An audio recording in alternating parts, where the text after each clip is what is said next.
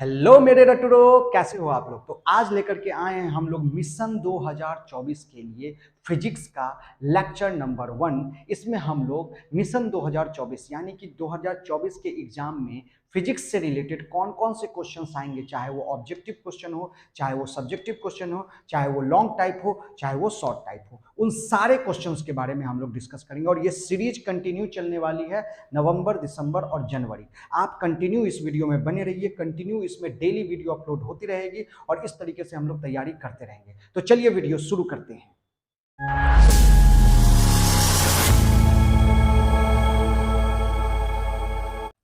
Chapter 1 में सबसे पहले हम लोग देखेंगे आवेश के बारे में। यहां से क्वेश्चन आता है, ठीक है, यहां से क्वेश्चन आता है। क्या आता है सो देखिए, फोटो खींच लेना है इसका, ठीक है। अब आवेश क्या होता है? जब किसी वस्तु को रगड़ा, जब किसी वस्तु को किसी अन्य वस्तु के साथ रगड़ते हैं तो उस वस्तु पे विद्युतीय गुण उत्पन्न होते हैं। इस घटना को कहा जाता है, इस घटना को यह कहा जाता है, इस घटना को यह कहा जाता है कि वह वस्तु आवेशित है, वह वस्तु आवेशित है।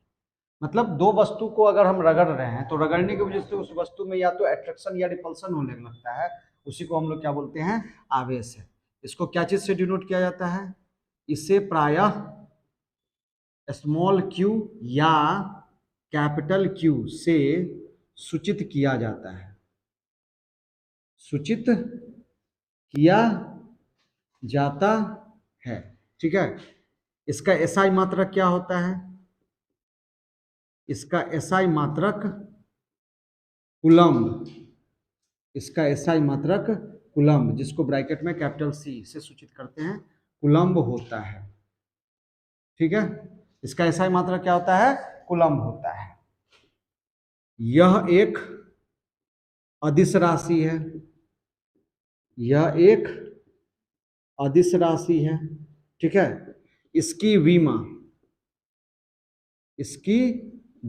कितनी होती है? 80। ये इंपॉर्टेंट है, ये पॉइंट इंपॉर्टेंट है, एग्जाम में पूछ सकता है इसकी विमा क्या होती है ऑब्जेक्टिव में। तो इसकी विमा क्या होती है? 80 होती है, इसकी विमा 80 होती है, ठीक है। इसका सीजीएस मात्रक, ठीक है ना, इसका सीजीएस मात्रक एक होता है ईएसयू मात्रक और एक होता है आपका ईएमयू मात्रक, ठीक है। एक होता है ईएसयू मात्रक और एक होता है ईएमयू मात्रक। अब ईएसयू मात्रक को क्या बोलते हैं? इलेक्ट्रोस्टैटिक यूनिट, ठीक है, स्थिर वैद्युतिकी मात्रक, और इलेक्ट्रोमैग्नेटिक यूनिट वैद्युत चुंबकीय मात्रक, ठीक है। तो हमको उसके फुल फॉर्म से नहीं मतलब है, हमको ईएसयू और ईएमयू देखना है। ईएसयू का मतलब हो गया स्थिर विद्युत मात्रक, और ईएमयू का मतलब हो गया चुंबकीय विद्युत मात्रक, वैद्युत चुंबकीय मात्रक, ठीक है। Electrostatic unit, EMU electromagnetic unit, ठीक है। तो हमको देखना है एक कूलम्ब में 3 गुने 10 का पावर 9 स्टैट कूलम्ब होता है। मतलब यदि आपसे पूछेगा कि आवेश का सीजीएस मात्रक में ईएसयू मात्रक क्या होता है, तो आप बोलिएगा स्टैट कूलम्ब। क्या बोलिएगा? स्टैट कूलम्ब, ठीक है। उसी तरीके से ईएमयू मात्रक अगर हमसे पूछेगा तो एक कूलम्ब में कितना ईएमयू मात्रक होता है? 1/10 एब कूलम्ब, यानी कि इससे यह पता चला कि ईएसयू मात्रक अगर हमसे पूछेगा तो वो होता है स्टैट कूलम, और ईएमयू मात्रक हमसे पूछेगा तो हम बोलेंगे एब कूलम। पहली चीज। दूसरी चीज, हमसे पूछेगा कि एक कूलम में कितने स्टैट कूलम होते हैं, ये सब ऑब्जेक्टिव का क्वेश्चन है। एक कूलम में कितने स्टैट कूलम होते हैं, तो आंसर होगा 3 गुने 10 का पावर 9। अगर हमसे कोई पूछेगा कि एक कूलम में कितने एब कूलम होते हैं, तो 1/10 एब कूलम होते हैं। या ऐसे क्वेश्चन पूछ सकता है, एक कूलम में कितना ईएसयू मात्रक होता है, तो एक कूलम में 3 गुने 10 का पावर 9 स्टैट कूलम होता है। अगर हमसे कोई पूछेगा एक कूलम में कितना ईएमयू मात्रक होता है, तो एक कूलम में 1/10 ईएमयू मात्रक होता है। आप ईएमयू, अगर ईएमयू के टर्म में पूछेगा तो ईएमयू लिखना है। अगर आपसे पूछेगा एक कूलम में कितना एब कूलम होता है, तो एब कूलम लिखना है। ठीक है, चलिए अब यहाँ पे देखिए, यहाँ भी 1 कूलम इज इक्वल टू इतना, 1 कूलम इज इक्वल टू इतना है, तो दोनों का एलएचएस सेम, तो आरएचएस विल बी सेम। तो उस कंडीशन में क्या लिखेंगे, 1/10, या ऐसे लिख देते हैं 3 गुने 10 का पावर 9 स्टैट कूलम्ब बराबर हो जाएगा 1/10 एब कूलम्ब। ठीक है, तो यहां पर क्या लिखेंगे हम लोग, इसको 10 को ऊपर फेंक दो, तो 3 गुने 10 का पावर 10 स्टैट कूलम्ब किसके बराबर होता है, 1 एब कूलम्ब के बराबर होता है। ये भी एक रिलेशन निकल गया, ये भी एक रिलेशन निकल गया। और ऑब्जेक्टिव में ये क्वेश्चन पूछे हुआ है कि 1 EMU इज इक्वल टू कितने के बराबर होता है, तो 1 EMU 3 गुने 10 का पावर 10। चूंकि ऑप्शन में स्टैट कूलम्ब दिया हुआ था, क्या दिया हुआ था, स्टैट कूलम्ब, हम यहाँ पे लिखेंगे 3 गुने 10 का पावर 10 ESU। अगर हमसे कोई पूछेगा एक EMU में कितने ESU होते हैं, तो एक EMU में 3 गुने 10 के पावर 10 ESU होते हैं। एक एब कूलम में कितना स्टैट कूलम होता है, तो एक एब कूलम में 3 गुने 10 का पावर 10 स्टैट कूलम होता है। बात समझ में आया? चलिए फटाफट इसका स्क्रीनशॉट लीजिए। अब इसमें इंपॉर्टेंट है कूलम्ब का नियम, कूलम्ब का नियम, ये बहुत इंपॉर्टेंट क्वेश्चन है, इस बार आने की संभावना है इसका। ठीक है, तो कूलम्ब का नियम किसको बोलते हैं, देखिए, जब दो आवेश एक दूसरे से कुछ दूरी पर स्थित होते हैं, तो उनके बीच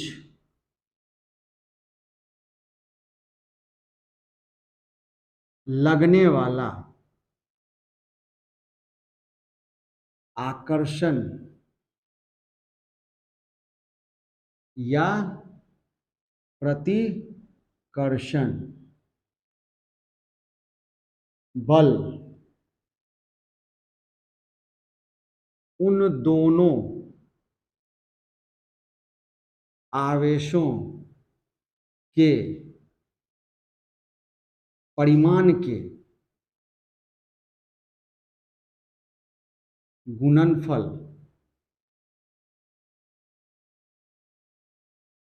आवेशों के परिमाण के गुणनफल के समानुपाती तथा तथा उन दोनों तथा दूरी के व्युत क्रमानुपाती होते हैं। जब दो आवेश एक दूसरे से कुछ दूरी पर स्थित होते हैं, तो उनके बीच लगने वाला आकर्षण या प्रतिकर्षण बल उन दोनों आवेशों के परिमाण के गुणनफल के समानुपाती तथा दूरी के व्युत्क्रमानुपाती होते हैं। यह है आपका कूलम्ब का नियम। ठीक है, अब हमने कहा इसको डायग्राम से बनाया, जब भी आपसे कोई पूछेगा, ठीक है, अगर 2 नंबर का क्वेश्चन भी रहेगा तो उसके नीचे में फॉर्मूला जरूर लिखिएगा कि इसका फॉर्मूला क्या होता है, F बराबर 1/4πε0 Q1 Q2 divide by R square. ये एप्सिलॉन नॉट है, ऐसे लिख के उसके नीचे में 0। F बराबर क्या होता है, 1/4πε0 Q1 Q2 divide by R square. यहाँ एप्सिलॉन आर भी दे दीजिएगा। ठीक है, ये पूरा फार्मूला इस तरह से लिखिएगा। अगर 2 नंबर का क्वेश्चन पूछेगा तो इसके बाद इसको नीचे क्या लिखिएगा कि कूलम्ब का नियम स्थिर विद्युत बल देता है, स्थिर या कूलम का नियम विद्युत बल देता है। कूलम के नियम से हमको क्या प्राप्त होता है? विद्युत बल प्राप्त होता है। ठीक है, अब देखो इसका डेरिवेशन करना है। तो मान लिया ये मेरा ए पॉइंट है और ये मेरा बी पॉइंट है। यहाँ पे Q1 चार्ज है और यहाँ पे Q2 चार्ज है, और इस दोनों के बीच का जो डिस्टेंस है वो क्या है? स्मॉल r है। बस अब इसको आपको कहानी में लिखना होगा, बिहार बोर्ड में इसको कहानी में लिखना पड़ता है। तो आप इसको क्या लिखिएगा? माना कि बिंदु ए पर आवेश Q1 तथा बिंदु बी पर आवेश Q2 है। ठीक है, माना कि बिंदु ए पर आवेश क्या है? Q1 तथा बिंदु बी पर आवेश Q2 है। इनके बीच की दूरी स्मॉल r है। इनके बीच की दूरी क्या है? स्मॉल r है। डायग्राम जब भी बनाइएगा लेफ्ट साइड में बनाइएगा, ठीक है, ये राइट साइड में बनाइएगा। डायग्राम बनाने के बाद उसको पूरा इस तरीके से डार्क पेंसिल से, HB वाला पेंसिल, डार्क पेंसिल से इस तरह से ब्लॉक बना दीजिएगा। ठीक है, बात समझ में आया? उस तरह से कर दीजिएगा, थोड़ा देखने में खूबसूरत लगेगा। तो माना कि बिंदु ए पर आवेश Q1 तथा बिंदु बी पर आवेश Q2 है। इनके बीच की दूरी क्या है? स्मॉल r है। तो उसी में नीचे में लिखना है कूलम के नियम अनुसार इनके बीच का जो बल होगा क्या है? लगने वाला आकर्षण या प्रतिकर्षण बल उन दोनों आवेशों के परिमाण के गुणनफल के समानुपाती, मतलब F जो होगा वो सीधा समानुपाती होगा किसके? Q1 और Q2 के। और F जो होगा वो इन्वर्सली प्रोपोर्शनल होगा किसके? उन दोनों आवेशों के बीच की दूरी के क्या होगा? व्युत्क्रमानुपाती। इसको अगर हम बोले समीकरण 1 और इसको हम बोले समीकरण 2, तो क्या लिखेंगे? समीकरण 1 एवं समीकरण 2 को जोड़ने पर, ठीक है। तो जोड़ने का मतलब ये नहीं है प्लस कर देना है, दोनों को ऐड किए, ठीक है, ये दोनों को जोड़े मतलब मल्टीप्लाई कर रहे हैं। तो Q1 Q2 क्या हो जाएगा? ये Q1 Q2 डिवाइड बाई क्या हो जाएगा? R square.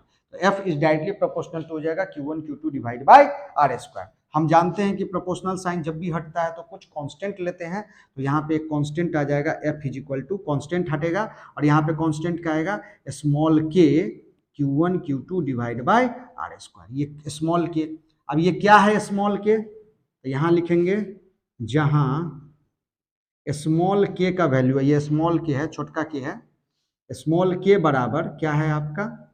1/4 pi epsilon not epsilon r। Small k का वैल्यू कितना हो गया? स्मॉल k का वैल्यू कितना हो गया? 1/4 pi epsilon not epsilon r। Epsilon कैसे लिखते हैं? इस तरह से लिख दो, उसके नीचे में 0, तो ये एप्सिलॉन नॉट हो गया। इस तरह से लिख दो, उसके नीचे में r, तो उसको क्या बोलेंगे? Epsilon r। ठीक है, तो 1/4 pi epsilon not epsilon r। ठीक है, तो एप्सिलॉन नॉट क्या है आपका? एप्सिलॉन नॉट है हवा या निर्वात में परावैद्युतांक। बात समझ में आ रही है? हवा या निर्वात में परावैद्युतांक, इसका मान होता है, कितना होता है? 8.854 गुने 10 टू द पावर -12, ठीक है, न्यूटन इनवर्स मीटर का पावर -2 कूलम स्क्वायर, ये होता है। इसको याद रखना है, बहुत बार एग्जाम में पूछे हुआ है। ठीक है, और एप्सिलॉन आर क्या है? माध्यम में परावैद्युतांक, माध्यम में परावैद्युतांक। एप्सिलॉन आर क्या है आपका? माध्यम में परावैद्युतांक। ठीक है, तो F बराबर क्या हो जाएगा? F बराबर क्या हो जाएगा? 1/4 pi epsilon not epsilon r Q1 Q2 divide by R square. ठीक है, अब इसको हम ऐसे भी लिख सकते हैं, ये सब आपको एक लाइन से नीचे में लिखना है, हमको स्पेस बच रहा है तो हम कर रहे हैं। आपको एग्जाम में पूरा एक लाइन से नीचे में लिखना है, पेज की कमी नहीं करनी है, कंजूसी नहीं करना है। तो यहाँ पे आप क्या लिखेंगे? यदि हवा या निर्वात हो तो एप्सिलॉन आर की वैल्यू हो जाएगी 1। हवा या निर्वात में एप्सिलॉन आर की वैल्यू कितनी होती है? 1। तो यहाँ पे क्या हो जाएगा? तो तो यहाँ पे कितना हो जाएगा, एफ का value 1/4 pi epsilon naught Q1 Q2 divide by R square. जब एप्सिलॉन आर बराबर 1 होगा, यानी हवा या निर्वात में, ये सब पूरा जो सिस्टम है वो हवा या निर्वात में रखा हुआ है, तो उस टाइम में इस पर जो फोर्स लगेगा एफ बराबर 1/4 pi epsilon naught Q1 Q2 divide by R square. और इसकी वैल्यू होती है, एफ की वैल्यू, इस पूरे की वैल्यू कितनी होती है, 9 × 10⁹ Q1 Q2 divide by R square. ये आपका फाइनल कूलम का नियम हो गया। कूलम का नियम स्टेटमेंट लिखे, थोड़ा सा लिखे, और ये पूरा डेरिवेशन के इतना आपको लिखना है। यदि आपका 5 नंबर का क्वेश्चन है, 2 नंबर का भी क्वेश्चन है तो कोशिश करना लिख देना, ठीक है, ज्यादा लंबा नहीं है, थोड़ा सा छोटा मोटा करके लिख दीजिएगा, ठीक है। चलिए फटाफट इसका स्क्रीनशॉट लीजिए। अब हम बात करेंगे अध्यारोपण का सिद्धांत। अध्यारोपण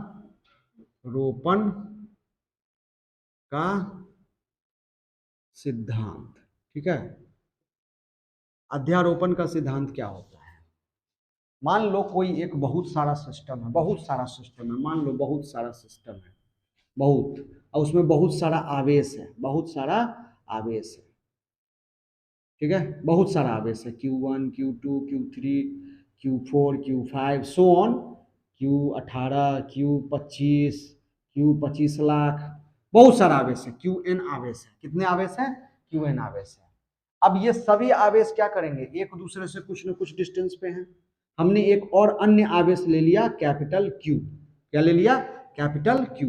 अब ये कैपिटल Q Q1 से R1 डिस्टेंस पे है, Q2 से R2 डिस्टेंस पे है, Q3 से R3 डिस्टेंस पे, ऐसे ऐसे करके Q1 को Q1 डिस्टेंस पे है।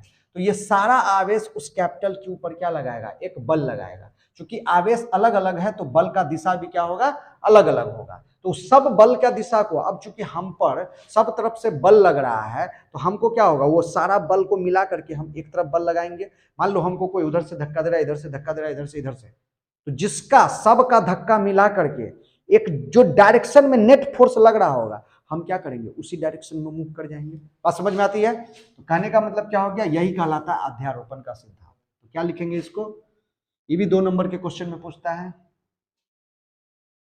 किसी आवेश पर बहुत सारे आवेशों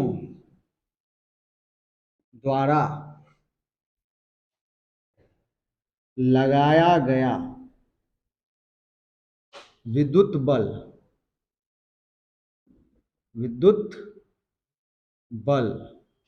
का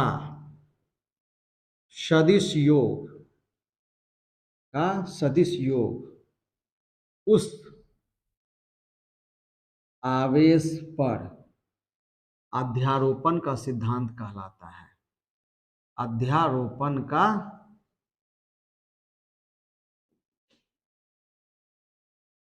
सिद्धांत कहलाता है, ठीक है ना। किसी आवेश पर बहुत सारे आवेशों द्वारा लगाया गया विद्युत बल का सदिश योग उस आवेश पर अध्यारोपण का सिद्धांत कहलाता है, ठीक है ना। यानी कि जो कुल बल का सदिश योग जो होगा वो उस वस्तु पर लगाए गए बल के सदिश योग के क्या होगा, बराबर होगा, ठीक है। इसको हम लोग लिख सकते हैं कि उस सदिश पर F जो होगा वो होगा F1 plus F2 plus so on कहाँ तक जाएंगे, Fn तक जाएंगे। अब होगा क्या, F1 किसको लिखेंगे, तो 1/4 पाई एप्सिलॉन नॉट, चार्ज क्या था, कैपिटल Q, और दूसरा चार्ज Q1 डिवाइड बाय क्या लिखेंगे, R1 का square, plus 1/4 pi epsilon not, एगो चार्ज तो Q है, दूसरा चार्ज क्या है, Q2 डिवाइड बाय R2 का स्क्वायर। ये सोन कहाँ तक जाएगा, 1/4 पाई एप्सिलॉन नॉट, एक चार्ज Q है, दूसरा चार्ज Q है ना, डिवाइड बाय Rn का स्क्वायर। इस सब में से क्या कॉमन आ रहा है, 1/4 पाई एप्सिलॉन नॉट कॉमन आ रहा है, और क्या कॉमन आ रहा है, Q कॉमन आ रहा है। तो बच क्या जा रहा है, Q1 डिवाइड बाय R1 का square, Q2 divide bye R2 का स्क्वायर, सोन कहाँ तक जाएगा, Qn डिवाइड बाय Rn का स्क्वायर बचेगा। अब इस सब को हम एक तरीके से लिख सकते हैं, क्या, Q/4 पाई एप्सिलॉन नॉट बाहर कर दिए, यहाँ पे मैथमेटिकल समेशन का साइन दिए, यहाँ पे हम लिख दिए QI डिवाइड बाय RI, यहाँ पे I बराबर 1 हो गया और यहाँ पे I बराबर N हो गया। तो अब देखो इसको खोलोगे तो पहले के लिए ये होगा, जब i बराबर 2 करेंगे तो ये होगा, i बराबर 3 करेंगे तो ये, i बराबर 4 करेंगे तो ये, i बराबर n करेंगे तो ये। बात समझ में आया? ये आ जाएगा आपका अध्यारोपण का सिद्धांत। अध्यारोपण क्या बोलता है? बहुत सारे आवेशों द्वारा किसी एक आवेश पर लगाया गया बल, कुल बल का मान उन सभी आवेशों द्वारा लगाए गए कुल बलों के सदिश के योग के क्या होता है? बराबर होता है। तो वही हमने लिखा है, किसी आवेश पर बहुत सारे आवेशों द्वारा लगाया गया विद्युत बल का सदिश योग उस आवेश पर अध्यारोपण का सिद्धांत कहलाता है। या इसको हम दूसरे शब्दों में भी लिख देते हैं, दूसरे शब्दों में हम कह सकते हैं कि क्या किसी आवेश पर बहुत सारे आवेशों द्वारा लगाया गया विद्युत बल उन सभी, किसी आवेश पर बहुत सारे आवेशों द्वारा लगाया गया किसी आवेश पर कुल बल, किसी आवेश पर कुल बल, किसी आवेश पर कुल बल, किसी आवेश पर कुल बल उस आवेश पर लगाया गया सभी आवेशों द्वारा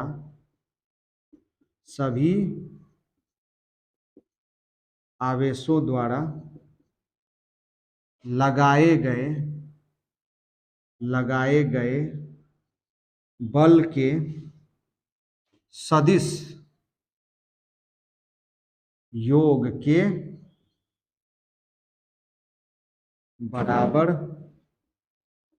होगा। दूसरे शब्दों में हम कह सकते हैं कि किसी आवेश पर कुल बल उस आवेश पर लगाए गए सभी आवेशों द्वारा लगाए गए बल के सदिश योग के क्या होगा? बराबर होगा। ये भी हम लोग लिख सकते हैं। यह है हम लोगों का अध्यारोपण का सिद्धांत। ले लो इसका भी स्क्रीनशॉट। अब इंपॉर्टेंट हो जाता है आपका विद्युत द्विध्रुव। क्वेश्चन पूछता है विद्युत द्विध्रुव से आप क्या समझते हैं? तो देखो, जब दो समान और विपरीत आवेश, जब दो समान और विपरीत आवेश एक दूसरे से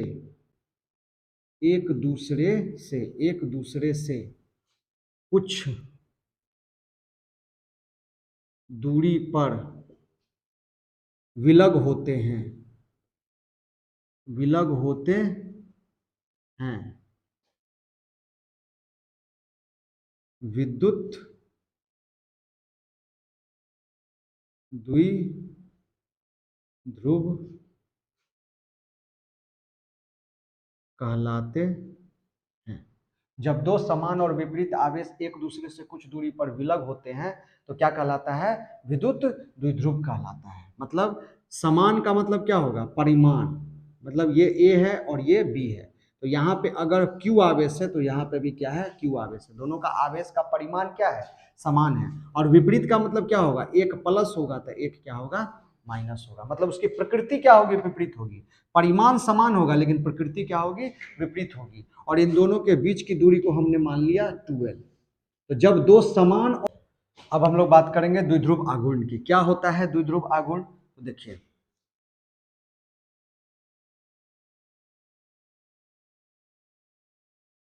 विद्युत द्विध्रुव का कोई एक आवेश तथा उन आवेशों के बीच की दूरी विद्युत द्विध्रुव का कोई एक आवेश तथा उन आवेशों के बीच की दूरी का गुणनफल क्या कहलाता है? द्विध्रुव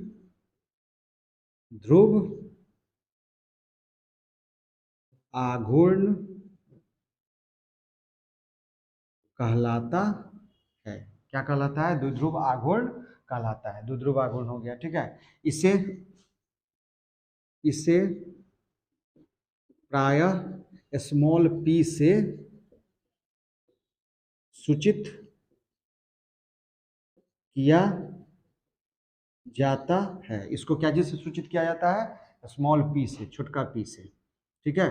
तो यहाँ छोटका p बराबर क्या होता है? कोई एगो चार्ज, इस दोनों में से कोई एक चार्ज और उनके बीच का जो दूरी होगा, जरूरी है 2l हो, अगर r रहेगा तो qi इंटू r हो जाएगा। यही क्या कहलाएगा? आपका द्विध्रुव, ठीक है, द्विध्रुव आघूर्ण। इसका SI मात्रक चार्ज का होता है कूलम्ब और लेंथ का होता है मीटर, कूलम्ब मीटर। इसका SI मात्रक कूलम्ब मीटर होता है। सेंटीमीटर नहीं समझना है, इसलिए बीच में हाइफन दे दिए हैं। कूलम्ब मीटर होता है। यह एक सदिश राशि है। यह एक सदिश राशि है। उसके बाद क्या होगा? इसकी दिशा, किसकी? द्विध्रुव आघूर्ण की। इसकी दिशा ऋण ध्रुव से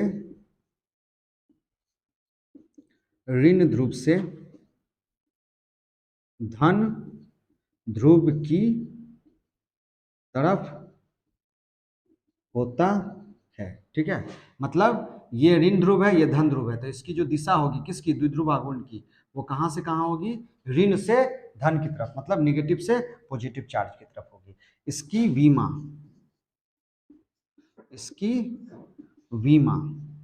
वीमा वाला क्वेश्चन तो एकदम याद कर लीजिएगा, सबका वीमा याद रखिएगा। वीमा जो है वो बहुत इंपॉर्टेंट है, और वीमा निकालने का तरीका भी हम लोग बताए हुए, फिर बता दे रहे हैं। इसकी वीमा चार्ज का होता है AT और लंबाई का होता है L, तो इसका बीमा क्या हो जाएगा? ATL। इसकी बीमा ATL। पूरा फिजिक्स में M का मतलब होता है द्रव्यमान। जहां भी द्रव्यमान दिखे या किलोग्राम दिखे या ग्राम दिखे तो उसमें वहां पे बीमा क्या लेना है? कैपिटल M, ठीक है। अगर L लिखा हुआ है तो L का मतलब होता है दूरी। दूरी का मतलब कहीं मीटर रहेगा, सेंटीमीटर रहेगा, किलोमीटर रहेगा, तो वहां पे बीमा क्या लेंगे? L। और कहीं पे T दिखे, T का मतलब होता है समय, मतलब यदि मिनट रहे, सेकेंड रहे, आवर रहे, तो वहां पे हम बीमा क्या लेंगे? T। इसके अलावा आपको क्लास 12 में सबसे ज्यादा यूज जो होगा वो होगा ए का मतलब होता है विद्युत धारा, ठीक है। मतलब विद्युत धारा कहने का मतलब क्या होगा? जहां भी एम्पियर दिखेगा, विद्युत धारा है, वहां का उसका यूनिट क्या होगा? ए, ठीक है। इसके अलावा और कुछ नहीं होता है। ज्यादातर आपको यही चीज देखने को मिलेगा, MLT, इतना ही बीमा होता है। अब आपको याद करना होगा, जैसे हम चार्ज का बीमा हम 80 लिए, तो कैसे लिए? तो हम जानते हैं विद्युत धारा को अगर I से डिनोट करते हैं, तो I बराबर क्या होता है? आवेशों के सतत प्रवाह को विद्युत धारा बोलते हैं। तो I बराबर क्या होता है? आवेश बट्टा समय। तो अगर हमको Q निकालना है तो Q बराबर क्या लिखेंगे? IT। अब I का SI मात्रक क्या होता है? A, और T का SI मात्रक क्या होता है? Second, ampere second. यानी कि इसका डायमेंशन लिखेंगे तो विद्युत धारा का क्या होता है? एम्पियर। और समय का क्या होता है? T। यानी कि चार्ज का बीमा क्या हो गया? AT। बात समझ में आया? इस तरीके से हम लोग बनाते हैं, ठीक है। चलिए फटाफट इसका स्क्रीनशॉट लीजिए। तो आज के लेक्चर में हम लोगों ने देखा कि इलेक्ट्रोस्टैटिक में पहले चैप्टर में हम लोगों का आवेश क्या होता है, कूलम्ब्स लॉ क्या होता है, विद्युत द्विध्रुव क्या होता है। आज हम लोगों ने और अध्यारोपण का सिद्धांत क्या है, इतने टॉपिक पे हम लोगों ने डिस्कस किया है। ये मिशन 2024 का टॉपिक है हिंदी मीडियम वाले छात्रों के लिए, जो भी जिस भी बोर्ड से हो, चाहे वो बिहार बोर्ड से हो, चाहे वो झारखंड बोर्ड से हो, चाहे वो यूपी बोर्ड से हो, उन सब के लिए अगर आप हिंदी में एग्जाम दे रहे हैं तो उसके लिए आपका इससे बेटर क्वेश्चन कोई नहीं होने वाला है, और इससे बियॉन्ड क्वेश्चन कभी नहीं आएगा। ये हमारा 10 साल का एक्सपीरियंस बोल रहा है, ठीक है। तब तक आराम से वीडियो में बने रहिए, पढ़ाई करते रहिए। Thank you so much.